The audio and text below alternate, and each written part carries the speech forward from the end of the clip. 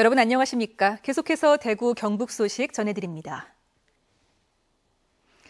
지난 2007년은 황금돼지의 해라고 해서 출생자가 전년보다 10% 정도나 늘기도 했었는데요.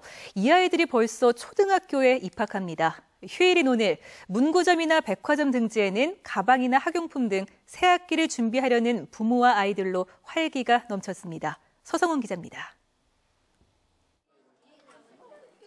휴일날 대구 시내 한 백화점 어린이 매장에 손님들이 줄을 잇습니다. 손길이 머문 곳은 주로 책가방이나 신발, 옷, 대부분이 새학기 맞이에 필요한 것들입니다. 특히 이들 중 상당수는 지난 2007년 이른바 황금돼지의 해에 태어나 올해 초등학교에 입학하는 어린이와 부모들입니다. 좀 있으면 입학이라 가지고요. 입학할 때 옷 입을 거 사러 왔어요. 이것저것 챙기다 보니 훌쩍 큰 아이가 대견스럽기도 하고 학부모가 된다는 게 아직 실감이 나지 않기도 합니다. 예, 첫째 딸 하나예요. 기분이 어떠세요? 이제 학부모님 되는데? 벌써 이렇게 컸나 싶죠. 비슷한 시각 대구 시내 한 문구점은 한바탕 전쟁을 치릅니다. 쉴 새 없이 밀려드는 학생과 학부모들로 발 디딜 틈조차 없을 정도입니다. 공책과 필기구 등 새학기에 쓸 학용품을 고르느라 모두들 여념이 없습니다. 다다음 주에 개학이라서 필기구하고 학용품 사러 왔어요. 포근했던 2월의 마지막 일요일은 새롭게 시작될 3월을 준비하는 분주했던 하루였습니다. MBC 뉴스 서성원입니다. 금융자산 5억 원 이상의 고객을 금융권에서는 VIP 고객이라고 합니다. 이런 VIP 고객을 유치하면 금융권에 큰 수익이 되는데 고액 자산가를 잡기 위한 시중은행과 지역은행 간의 경쟁이 뜨거워지고 있습니다. 금교신 기자가 취재했습니다. 자산 규모 1위인 금융그룹이 최근 대구 시내 한복판에 문을 연 개인자산관리센터는 지역 최초로 은행과 증권 거래를 한 공간에서 할 수 있는 곳입니다. 이곳은 자산관리뿐만 아니라 전생의 마케팅을 강조하며 새로운 투자 전략으로 지역 고객을 공략할 계획입니다. 지방이라는 이유 때문에 사실은 자기 자산 관리나 이런 부분에 있어서 여러 가지 어려운 부분이 있고 좀 차별화된 서비스를 많이 제공하게 될 것입니다. 국민은행도 최근 전문 상담사 인원을 늘리면서 강점인 부동산 정보 제공과 노후 설계 비중을 강화하는 등 지역 공략을 본격화하고 있습니다. 이에 맞서 대구은행은 고액 자산가들의 세무 상담 전문가를 더 확충하는 한편 경부까지 각종 법률, 재무 상담 서비스를 확대했습니다. 특히 다음 달에는 죽전 지점을 리모델링해 성서공단의 CEO 공략에 적극 나설 계획입니다. 노후 설계에 대한 어떤 제안서나 앞으로 재테크뿐만이 아니고 생활에 대한 어떤 동반자로서의 역할을 하기 위해서. 그러나 이 같은 금융권의 고액 자산가 유치 경쟁에 대해 우려의 목소리도 있습니다. 중소기업 금융 쪽을 좀 강화를 해줘야 되는데, 이제 그 공공성이라는 부분에서 이제 해줘야 될 역할보다는 이제 수익성 측면들이 이제 좀 더 강화하고 있지 않나는 그런 생각이 드는 거죠. 이런 우려에도 불구하고 베이비 부머 세대의 은퇴가 본격화된 지금 노후 자금 운용에 대한 수요가 폭증하면서 금융권의 자산 관리 서비스는 더욱 확대될 전망입니다. MBC 뉴스 금교신입니다. 경주 마우나 리조트 붕괴 사고를 수사하고 있는 경찰은 지난 21일 마우나 오션 리조트와 대구의 이벤트 업체, 경주의 건축사 사무소 등 5곳에서 확보한 압수수색 자료 분석에 힘을 쏟고 있습니다. 경찰은 압수수색한 자료를 토대로 설계나 시공 과정에 문제가 없었는지, 마우나 리조트 측이 붕괴 위험을 미리 알고 있었는지 여러 의혹들을 정밀 조사해 관련자들을 업무상 과실치사상 등의 혐의로 사법 처리할 예정입니다. 경찰은 다음 주 화요일에 구조물 전문가 국립과학수사연구소와 함께 3차 현장 감식을 실시할 계획입니다. 경상북도가 주민까지 참여하는 폭설 피해 정밀 조사를 합니다.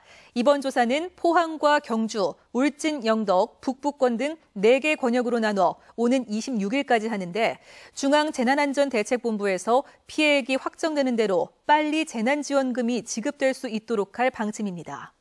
지금까지 경북 지역 폭설 피해액은 8개 시군에 52억 원 정도로 정밀조사가 이뤄지면 피해액은 더 늘어날 것으로 보입니다. 대구지방변호사회가 시민사회단체와 함께 지방자치단체 예산집행 감시 활동에 나섭니다. 대구변호사회는 오는 26일 대구경제정의실천시민연합, 대구참여연대 등과 지방자치단체 예산감시특별위원회 설치를 위한 협약을 체결하기로 했습니다. 특별위원회에서는 자치단체장의 무리한 예산 집행과 낭비를 감시하고 단체장이나 해당 공무원 잘못으로 생긴 중대한 예산 낭비 사례에 대해선 형사 고발과 손해배상 청구 소송도 할 방침이라고 밝혔습니다. 밴드 같은 모바일 커뮤니티 이용하시는 분 많으시죠? 대구문화방송은 일상생활 깊숙이 영향을 미치고 있는 모바일 커뮤니티 안의 이야기들을 뉴스에 담기로 했습니다. 다음 달부터 매주 일요일에 만나볼 수 있는 진달래의 M밴 미리 소개해드립니다. M밴이 어떻게 뉴스가 되는지 궁금하시죠? 뉴스는 모두 4개의 코너로 구성이 됩니다. 먼저 와글와글 M밴에서는 한 주 동안 이슈가 되고 화제가 됐던 내용들을 소개합니다. 두 번째 코너 이건 이렇습니다에서는 잘못 알려져서 유통되고 있는 내용을 전문가 취재를 통해 진실을 알려드리겠습니다. 세 번째 어떻게 생각하세요 코너에서는 지역 이슈에 대한 의견을 투표로 물어서 여론 향방을 알아보고요. 마지막 코너 특정 M밴에서는 여러분이 제보해주신 특종 영상을 소개합니다.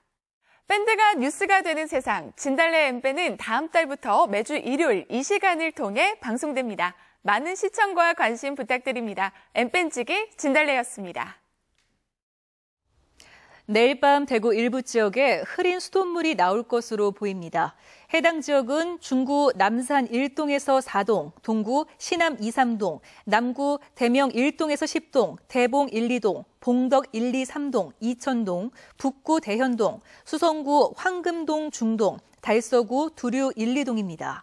대구시 상수도사업본부는 수계 조정 작업으로 이들 지역에 내일 밤 10시부터 모레 새벽 4시 사이에 흐린 수돗물이 나올 수 있다고 밝혔습니다.